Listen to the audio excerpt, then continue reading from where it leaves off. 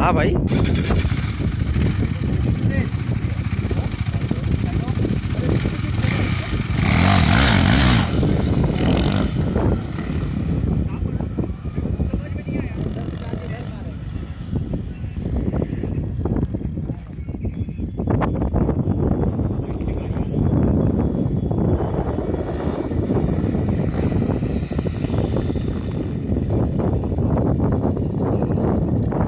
उतना तेज मत मारना, चाट देगा नहीं तो।